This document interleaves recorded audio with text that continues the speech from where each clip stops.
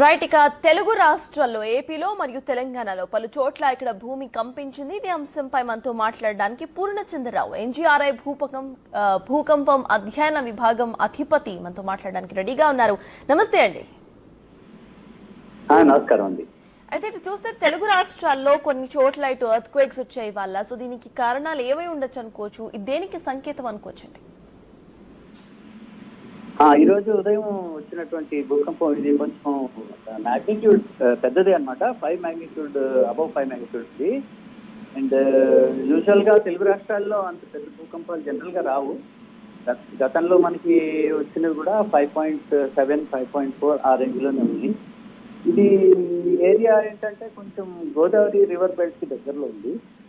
And మనం గతంలో కూడా చూసాం ఏంటంటే ఈ గోదావరి నది ఉన్న చోటల్లో మనకి భూమిలో పగుళ్ళు వస్తాయి. వీటిని మనం ఫాల్ట్స్ అంటాము. అయితే వీటిలో కొన్ని ఫాల్ట్స్ యాక్టివ్గా ఉంటాయి, దానివల్ల కొద్దిగా భూకంపాలు వస్తూ ఉంటాయి. గతంలో చిన్న చిన్న భూకంపాలు వచ్చినాయి కానీ అవి పెద్దగా మనం వాటిని పట్టుకోలేదు. అంటే సైంటిస్ట్ వీటిని స్టడీ చేస్తూ ఉంటారు. ఇప్పుడు ఈ రోజు వచ్చినటువంటి భూకంపం కొద్దిగా ఈ రివర్ బెల్ట్ అంటాం, లేదా రిఫ్ట్ వ్యాలీ అంటాం, దీనికి గోదావరికి దగ్గరలో ఉండడాన ఈ భూకంపం వచ్చింది. దీన్ని ఇంకా ఫర్దర్ గా స్టడీ చేయాలి. ఎందుకంటే మనకి లాస్ట్ 5 magnitude ఎర్త్క్వేక్ వచ్చింది మనకి భద్రాచలంలో, తర్వాత ఒంగోలులో 60s లో 1967, 1969 అప్పుడు వచ్చినాయి అనమాట. ఇప్పుడు మళ్ళీ మనం ఇప్పుడు చూస్తున్నాము 5+ అనమాట. సో దీన్ని కొంచెం డీటెయిల్ గా స్టడీ చేయాలి. కానీ బేసికల్లీ దీనికి కారణం మాత్రం ఈ గోదావరి రివర్ బెల్ట్ లో ఉన్నటువంటి ఫాల్స్, భూమిలో ఉన్నటువంటి ఫాల్స్ అవి యాక్టివేట్ అయినప్పుడు ఎర్త్క్వేక్స్ వస్తాయి అన్నమాట. అయితే పూర్ణచంద్రరావు గారు, ఇటు చూస్తే గోదావరి తీరం వెంబడి కూడా ఇటు ఎర్త్క్వేక్స్ వచ్చాయి కాబట్టి అంటే ఇటు రివర్ ఫ్లో కూడా డిస్టర్బ్ అయ్యే అవకాశం ఉందనుకోవచ్చా? దాని వల్ల ఏమైనా ప్రమాదం ఉందనుకోవచ్చా? లేదండి, ఇప్పుడు ప్రమాదం అంటే ఏమి ఉండదు. ఎందుకంటే ఎర్త్క్వేక్ అయిపోయింది ఆల్రెడీ. అండ్ దీని తర్వాత చిన్న చిన్న భూకంపాలు వస్తే రావచ్చు. వాటిని మనం ఆఫ్టర్ షాక్స్ అంటాము. సాధారణంగా కొంచెం పెద్ద భూకంపం వస్తే తర్వాత కొద్ది రోజుల పాటు మనకి చిన్న చిన్న భూకంపాలు రావడం జరుగుతుంది. కానీ దానివల్ల మనం దాని గురించి అంతగా భయపడాల్సిన అవసరం లేదు. సో మెయిన్ భూకంపం అయితే వచ్చేసింది ఆల్రెడీ. ఇది ప్రస్తుతం దాని గురించి అంతగా భయపడాల్సిన అవసరం లేదు.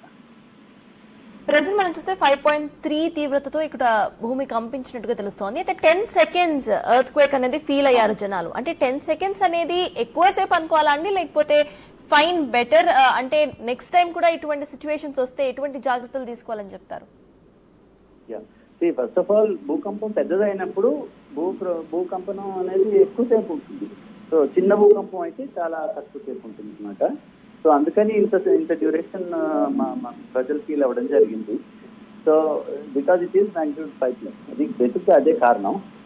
అండ్ ఇప్పుడు నేను చెప్పినట్టుగా దీని తర్వాత చిన్న చిన్నది రావచ్చు, దానికి అంత భయపడాల్సిన అవసరం లేదు. అండ్ ఇప్పుడు ఆ దగ్గర ప్రాంతాల్లో మరి డ్యామేజ్ రిపోర్ట్ కానీ నాకైతే ఇంకా ఇవి రాలేదు.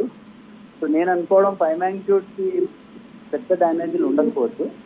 యూజువలీ మనం 6 and above అయితేనే సివియర్ డ్యామేజ్ ఎక్స్పెక్ట్ చేస్తాం. సో అంటే ప్రజలు భయపడాల్సిన అవసరం లేదు నా ఉద్దేశంలో. ఏంటంటే ఇప్పుడు చిన్న చిన్న భూకంపాలు రావచ్చు, ఈ రోజు రావచ్చు, మళ్ళీ రేపు కూడా రావచ్చు, but they will be small magnitude. So దానివల్ల అంత ప్రమాదం ఏం లేదు, ప్రజలు అంత భయపడాల్సిన అవసరం లేదు.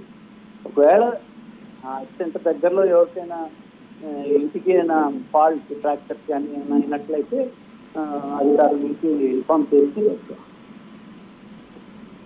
At the same time Purnachandra గారు చూస్తే మళ్ళీ భూప్రకంపన వచ్చే అవకాశం ఉందా అంటే మనం చెప్పలేమని అంటున్నారు. కాబట్టి జనాలు ఇప్పుడు వచ్చింది ఎర్త్క్వేక్ ఫ్రీ జోన్స్ లో కూడా కొన్ని చోట్ల వచ్చింది. అసలు జనాలు ఎటువంటి జాగ్రత్తలు తీసుకోవాలి? ఎక్కువగా మనకి ఇప్పుడు ప్రెసెంట్ అపార్ట్మెంట్స్, బిల్డింగ్ కల్చర్ ఎక్కువ అయిపోయింది.